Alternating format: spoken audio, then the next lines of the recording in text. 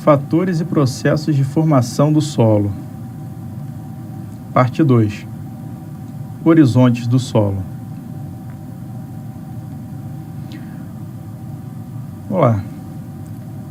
Os horizontes do solo, eles representam as diferentes transformações que um determinado solo passou ao longo do tempo geológico.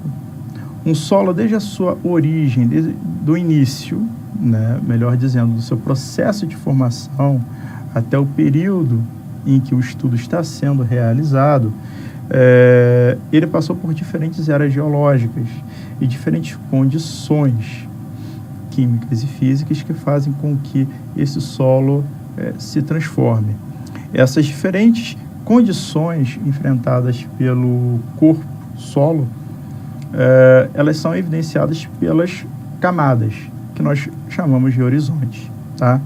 Então, vamos entender melhor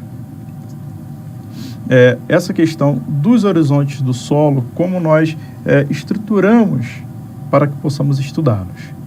Primeira coisa, os horizontes costumam se dividir em 5 tipos. 5 tipos, basicamente. Claro que existem mais subdivisões, veremos isso mais à frente. E esses 5 tipos que são chamados de horizontes principais. Esses horizontes principais, eles são identificados pelas letras maiúsculas O, A, E, B e C.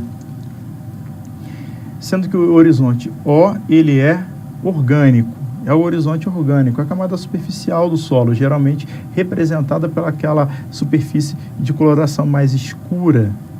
A coloração escura, ela vem justamente por conta dessa questão da presença de matéria orgânica ali. Quando geralmente compra esse solo em uma loja de jardinagem para poder colocar no vaso de planta, esse solo ele tem uma cor mais escura. Por que é escuro? Por causa da matéria orgânica ali presente. Tá? Isso representa, no que nós conhecemos como perfil de solo, o nosso horizonte O, que é a camada mais superficial do solo. Bom, além das letras maiúsculas já citadas aqui, temos os sufixos numéricos. Eles são utilizados para a subdivisão de horizontes principais em profundidade. Então, a divisão é feita a partir da parte superior do horizonte, de forma sucessiva, sendo o símbolo numérico colocado após todas as letras usadas para designar o horizonte. Então, temos um horizonte A, por exemplo, podemos ter um horizonte A1, A2, A3 e assim sucessivamente. Claro que essa classificação ela será dada de acordo com as características existentes naquele perfil. Então você tem uma diferenciação do perfil, mas ele ainda faz parte do grande grupo A. Qual a diferença entre um e outro?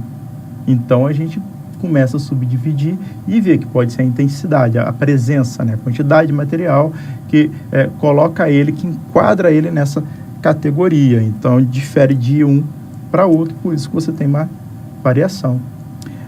Agora, uma questão interessante é como que essa variação ela é identificada? Como que se coloca A, horizonte O, A, como que se coloca A1, A2, A3, por exemplo? Como que se faz isso? Isso é feito visualmente em um primeiro momento. Isso está relacionado ao que a gente chama de características morfológicas do solo. E eu vou citar algumas das principais características morfológicas aqui, que são aquelas que a gente identifica em campo, que é fácil de verificar, o que a gente chama de teste expedito. Quando você está em contato com o perfil de solo, você vê aquela diferença de camadas, você algumas questões, algumas características morfológicas, você já pode chegar à conclusão de qual grupo ele pertence. Obviamente que, para você ser mais específico como perfis do grupo A, classificar como A1, A2 e A3, claro que você vai ter que utilizar de técnicas laboratoriais para você poder chegar, nessa definição mais específica. Mas as características morfológicas, elas são fundamentais para que possamos identificar de primeira, em um primeiro momento, algumas características mais gritantes daquele solo. A análise visual ainda é uma das principais formas de avaliação de solo. Ela não foi abandonada. Ela era feita antigamente, lá na pré-história, e depois foi colocada, serviu como criadora de base científica pelas mãos do Dokuchaev, mas ainda hoje nós utilizamos a análise visual. Ela é muito importante. Por isso que vamos ver algumas características morfológicas aqui. E a primeira delas, ela já necessita essencialmente da questão visual.